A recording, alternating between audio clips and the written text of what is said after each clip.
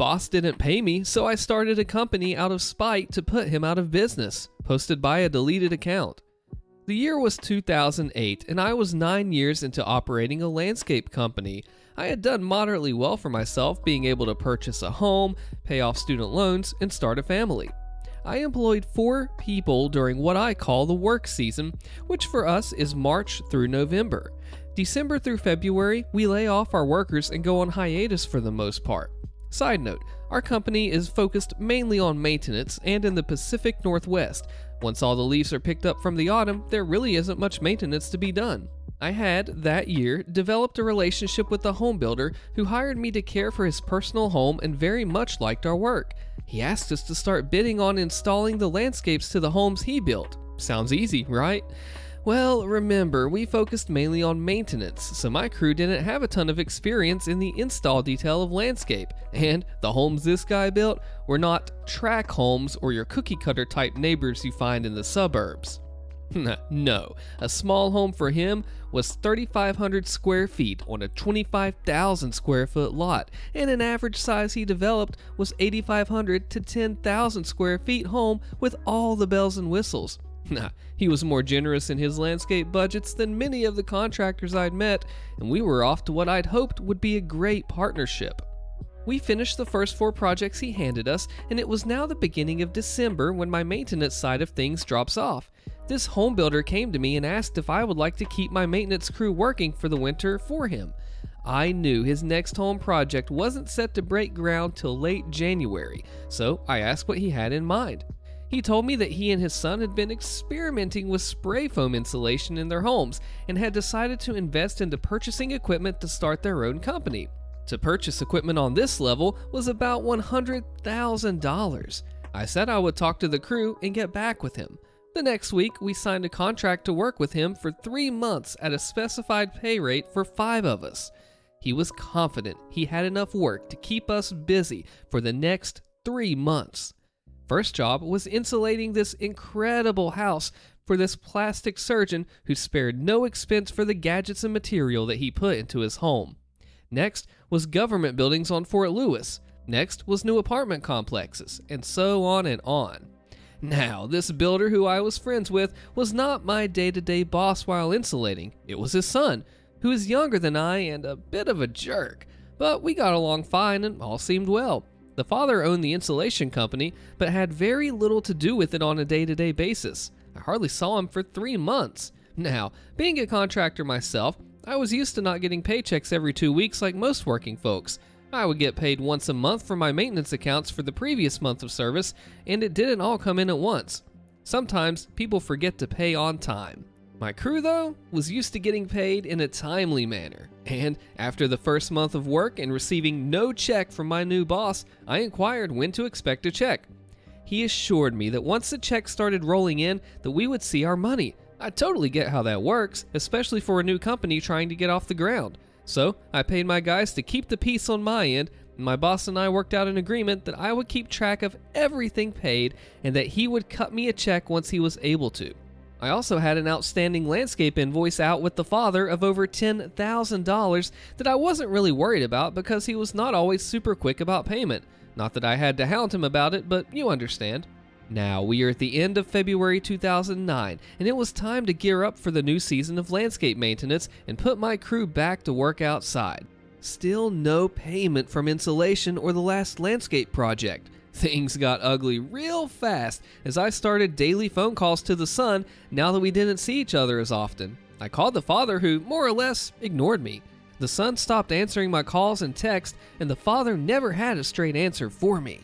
Now, mid-April of 2009, most communication has stopped on their end. I filed a contractor's lien on the landscape project to be paid out before the house sold, which prompted a call from the father to invite me to his home for lunch and talk. I accepted, thinking he was going to offer me a deal of some kind based on my past history with him. He basically told me that he had been over the years screwed out of money by different people and that it was something that I was going to have to learn to live with. My response: well, I've been screwed out of money that people owe me as well, just not by anyone I considered a friend. I left his house determined to stick it to him. May 5th, 2009. I started a spray foam insulation company with the same level of equipment that he had, but about a year less experience than he had. May 7th, I get a call from the father asking a landscape question, acting as if we were on normal terms. My response was, "No, I don't landscape anymore. I spray foam." "What are you talking about?" he asked. When I explained to him that I was operating a spray foam insulation company, he ended the phone call rather quickly.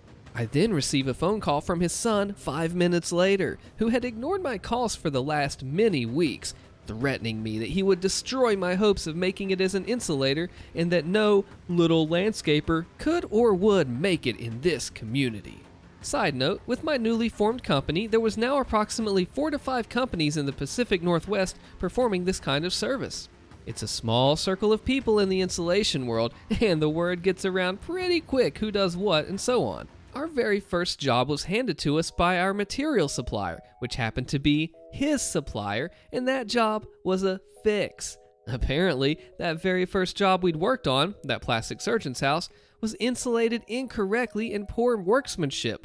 Luckily, my only involvement on that house was prep work and cleanup. We ended up remodeling all of the insulation and reinstalling it. About a $65,000 job, which the owner of the house turned around and sued my old boss for and won. We then acquired the government contract at Fort Lewis that he had because of poor communication on his part. Anyway, we systematically took apart his company by being better and honest with people. The story spread in the spray foam insulation world, and we became somewhat hero-like in this region because they had screwed so many people over. Oh, and at that time, if you might remember, the housing market took a giant dump, and guess who had 4 very large houses sitting out there that couldn't sell? Yup, the father, who ended up going bankrupt by mid-09. The son, on the other hand, kept his head above water somehow a bit longer. But in October of 09, I got a call from a repo man asking if I knew the son and where to find his spray foam equipment. My father-in-law happened to be a retired cop and PI, and I put him on the case to find said equipment. 2 days later, he called with the address and specific location of the equipment, which was behind a barn on an island with the tires aired down. I made the call to the repo man, and 2 hours later, he called me from his lot as he was pulling in with a very large trailer behind his truck, asking where he could send the bounty check. I kept the insulation business for about 3 years before being bought out by another company. I also kept the landscape company and still run it to this day. Moral of the story, landscapers may work in the dirt and seem simple, but tick one off and they will ruin you. This right here is classic ProRevenge. The guy doesn't do his job very well and he's a class A jerk, and you come in, you do it better, and you're a nice guy. And yes, the nice guys do finish first. Way to go, OP, you win. The time I ruined my high school teacher's career and got her fired in the greatest way possible. Posted by Johnny Provolone. Backstory. I was a senior in high school at the time, and I had never been the brightest student. I was a solid C student, and I'd never received a detention or had any kind of bad student record. This is important because to this day, I still have no idea why the teacher treated me this way. The teacher, who we will name Mrs. Frank, had been a teacher there for more than a decade and was widely known for being a petty, heartless witch who the administrators saw as the golden child. Mrs. Frank taught algebra, which is my worst subject, so naturally, I had issues understanding the lessons and would ask questions frequently. To some, these questions are easily answered, but to me, it was rocket science. Usually, when someone asks a dumb question, no one should address it. However, in Miss Frank's case, she would belittle me in front of everyone by saying things such as, "And here comes the slow boy again. Wow, surprise, surprise. You don't understand it again? Really? We have to go extra slow for you today, don't we?" And so on and so on. I tried going to the administration about it before, but again, she was considered the golden child. They would send someone in to examine her during class, and she would act respectful and normal for one day, and then go back to being a witch on the next. This goes on for about half the year until I had enough. I went to the local Radio Shack, bought a recorder, and secretly recorded every insult she would throw at me. I would sometimes instigate to make up for the lost time. Yeah, go ahead, feed the fire. Fast forward to the end of the year, and I'm sitting in Mrs. Frank's class when I ask a question.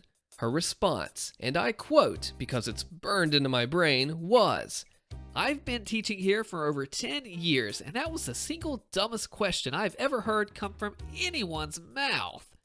She continued the lesson without answering.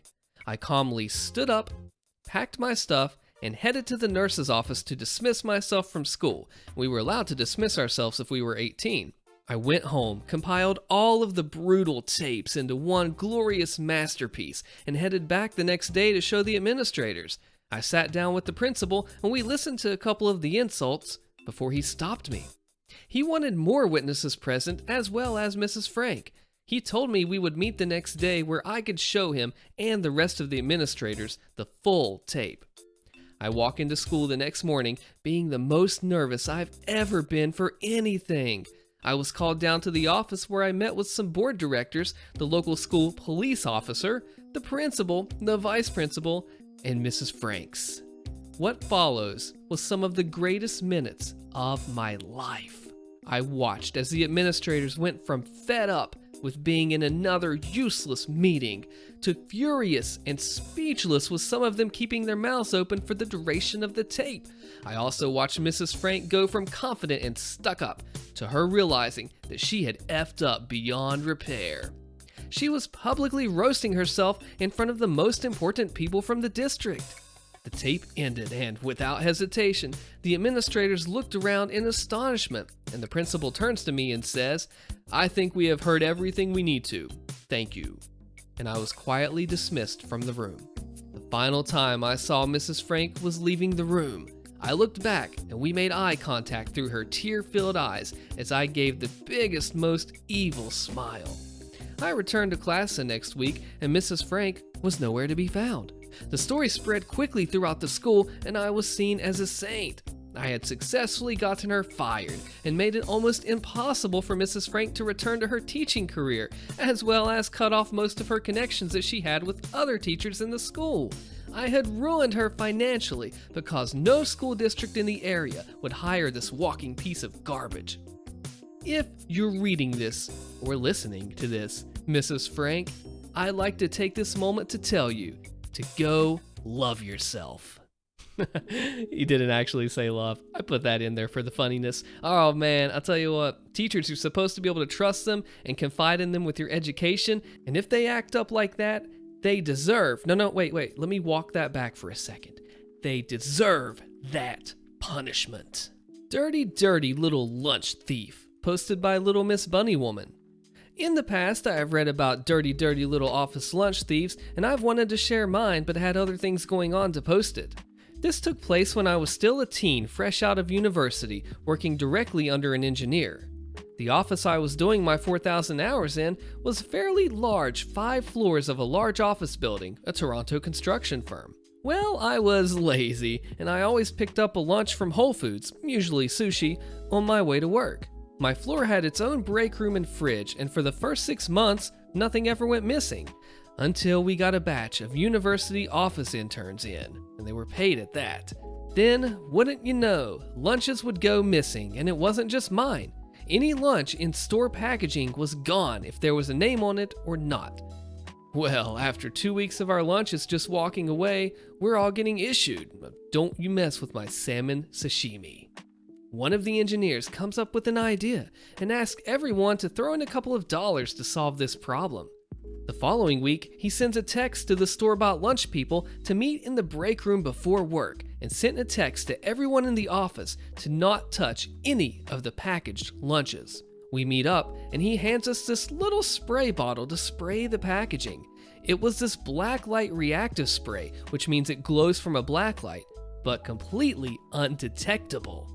Lunch rolls around, and guess what? Every single packaged lunch is gone.